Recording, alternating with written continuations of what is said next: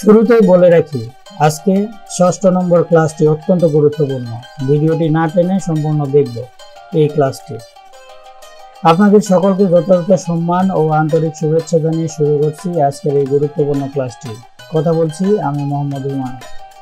আমরা কম্পিউটার নামটি যদি মনে করি তাহলেই মাথায় চলে আসে কাট, কপি এবং পেস্টের কথা। একজন ব্যক্তিকে এই বিষয়টি কম্পিউটার চালনাকে সহজ থেকে সহজতর করে তোলে। বিভিন্ন ফাইল, ডকুমেন্ট, সফটওয়্যার শেয়ারিং এর ক্ষেত্রে এই পন্থাটি বেশ গুরুত্বপূর্ণ।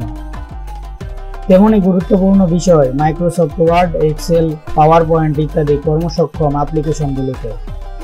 স্ক্রিনে প্রদর্শিত মাইক্রোসফট এক্সেলটিতে হোম মেনুবারের প্রথম গ্রুপটি হলো ক্লিপবোর্ড। এতক্ষণ কথা বলছিলাম এই ক্লিপবোর্ড গ্রুপটি প্রসঙ্গে। আমরা বর্তমানে দেখতে পাচ্ছি যে এই ক্লিপবোর্ড গ্রুপের নিচের কর্নারে একটি অ্যারো বাটন আছে। এই অ্যারো বাটনটিতে আমরা যদি ক্লিক করি তাহলে দেখতে পাবো একটি পেজ ওপেন হবে। এই পেজটি আমাদের একটি ক্লিপবোর্ড পেজ। এখানে আমরা যেটা কপি করব, যে জিনিসটি আমরা একাধিক কপি করব, সেই একাধিক কপিগুলো এখানে সম্পূর্ণভাবে গোছানো থাকবে এবং আমরা যেখানে পেস্ট করব সেই পেজটিতে আমরা একটা করে ক্লিক করলেই চলে যাবে। তো সেই জিনিসটি এইটা যে আমরা কিভাবে এখানে সহজ থেকে সহজতর কাজ করে তুলতে পারবো। এখানে আমি ধরে নিলাম আমি নাম্বারের একটি সিরিয়াল লিখলাম। নাম্বারের সিরিয়ালটি যে কোনো একটি আমি বোঝার ক্ষেত্রে দিলাম।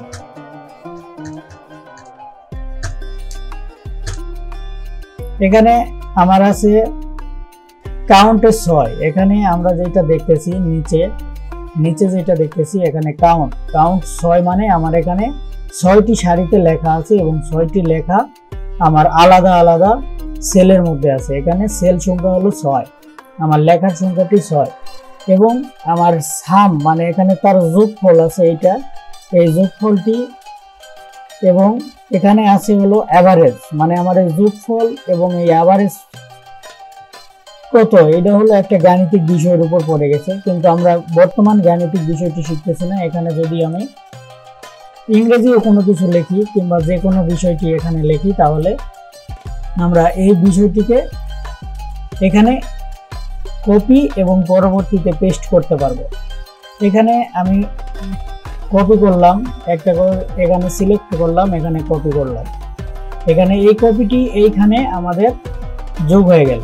এখানে লেখা আছে 25, এই 25টি এখানে চলে আসছে এবং এখানে অ্যারোতে আমরা দেখতে পাই পেস্ট এবং ডিলিট। যদি আমাদের এটা প্রয়োজন না হয় তাহলে এটা আমরা ডিলিট করে দিব, আর যখন প্রয়োজন পড়বে তখন আমরা পেস্ট করব এবং এটা যত খুশি ততবার। আর তারপরেই আবারও যদি অন্য একটি সেল যেটা আমার একবারে আমি কপি করে নিয়ে রাখতে পারবো, এখানে একটা কপি করলাম, দুইটাই 25, এই জন্য এখানে আমার সিলেক্টে একটাই দেখাইলো। অনেক সময় দুইটাও দেখায়, কিন্তু আমি যদি 23-এর উপরে কপি করি তাহলে 23টি এখানে সিরিয়ালে পড়ে গেল। এখানে আমার কোনো অক্ষর যদি নেই তাহলে সেইটাও এখানে পড়বে। আর আমরা কপির শর্টকাটটি যদি ইউজ করি তাহলে Ctrl+C দিব, তাহলে এখানে কপি চলে আসবে। Ctrl+C, এই যে এখানে আমরা কি করে বুঝবো, যেখানে কপিটি লেখা আছে এই লেখার উপরে মাউস পয়েন্টারটি একটু স্থির করলে নিচে লেখা আসবে যে কপি এবং তার ব্র্যাকেটের মধ্যে লেখা আসবে Ctrl+C। তার মানে আমরা যে কোনো জায়গায় যদি কোনো এরকম শর্টকাটের ইঙ্গিত পাই তাহলে সেখানে এই ব্র্যাকেটের মাঝখানে সেই জিনিসটি লেখা আসে। এখানে আমরা দেখি যে বোল্ড কিভাবে করব। এখানে বোল্ড, এই যে এখানে বোল্ডে দিলে এখানে নিচে লেখা আসলো বোল্ড এবং Ctrl+B, এখানে এটা শর্টকাট। আর এখানে ইটালিক যদি করি তাহলে ইটালিক লেখার পরে এখানে Ctrl+I, এখানে আমাদের যত কোনো কিছু শর্টকাট আছে সবকিছুই এখানে দেখতে পাবো এভাবে। তো আমরা এখানে Ctrl+C দিলে এখানে আমাদের কপি হবে এবং সেটি সরাসরি পেস্ট হবে Ctrl+V চাপ দিলে। এই যে এখানে পেস্টের উপরে নিয়ে গেলাম, এখানে Ctrl+V, এটি হলো পেস্টের শর্টকাট, আর Ctrl+X এটা হলো কাটের শর্টকাট। এখানে আমরা যদি কাট করি তাহলে এই জিনিসটি একবারেই কপি হবে। Ctrl+X দিলাম, Ctrl+X দেওয়ার পরে আরেক জায়গায় যখন পেস্ট করব তখন সরাসরি জায়গা চেঞ্জ হয়ে যাবে, এখানে আর আগের জায়গায় কিছু থাকবে না। কিন্তু যখন কপি করব কপি করার পরে পেস্ট করব তখন আগের জায়গায়ও থাকবে, পরের জায়গায়ও থাকবে, মানে দুইটা হবে, কিংবা আমরা যতবার খুশি করব ততবার হয়ে যাবে। কিন্তু কাট করলে এটা একবারই হবে। এটা হলো কপি, কাট আর হলো পেস্টের হিসাব। এখন আমরা ক্লিপবোর্ড সম্পর্কে জানবো, ক্লিপবোর্ডে কিভাবে আমরা কাজ করব। এখানে আমার কয়েকটি কপি করে আমি নিয়ে রাখছি। যদি আমি চাই এই পেজে আমি এই সেলেতে একটা জিনিস আমার লাগবে, আমি এখানে যে কোনো একটিতে ক্লিক করলাম, এই পেজটিতে এটি চলে আসলো, এখানে এটি চলে আসলো, এবং আদার্স আমার যেটা ইচ্ছা আমি সেইটাতে ক্লিক করলাম, এটা চলে আসলো। কিন্তু যদি মনে করি যে আমার এই শীটে আর আমার কোনো কিছু দরকার নেই, আমি আর একটা শীট প্লাস করে বাড়ায় নিলাম। এখানে আমি সেলগুলো বড় করে রাখি মোবাইলে দেখার সুবিধার জন্য, যে এইখানে আমার এই 263টি নিয়ে আসবো।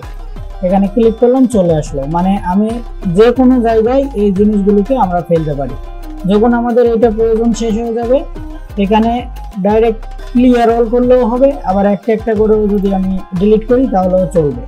আর এখানে পেস্ট হলে দিলে একসাথে সম্পূর্ণটি পেস্ট হয়ে যাবে, পেস্ট হলে দিলে একসাথে সম্পূর্ণ পেস্ট হয়ে গেল।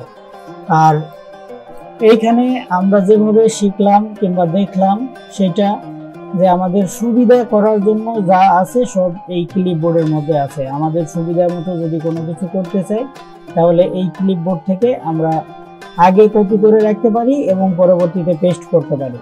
আমরা এটা করার একটা সুবিধা যে এখান থেকে কপি করলাম, এখানে পেস্ট করলাম, তাহলে হলো কি আমরা একই জায়গায় একই সাথে কপি এবং পেস্ট শেষ করে দিলাম। কিন্তু এখানে আমরা পরবর্তী অনেকক্ষণ সময় যাবত এখান থেকে আমরা যে কোনো পেজে, যে কোনো শীটে, যে কোনো সেলে আমরা এখান থেকে পেস্ট করতে পারবো শুধুমাত্র একটি ক্লিকের জন্য। তো আমাদের আজকের এই ভিডিওটি ছিল এই পর্যন্ত।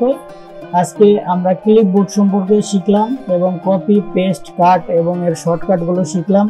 আজকের এই ক্লাসটি এই পর্যন্তই। সম্পূর্ণ ভিডিওটি প্রত্যেকটি কথাই ছিল গুরুত্বপূর্ণ। পরবর্তী ক্লাসটি হবে শুধুমাত্র পেস্টের বিস্তারিত তথ্য। এবং ক্লাসটি ভালো লাগলে লাইক, কমেন্ট, শেয়ার অবশ্যই করবেন। আর নতুন হয়ে থাকেন সাবস্ক্রাইব করে পাশে থাকবেন। খুব শীঘ্রই দেখা হচ্ছে পরবর্তী ক্লাস নিয়ে। আল্লাহ হাফেজ।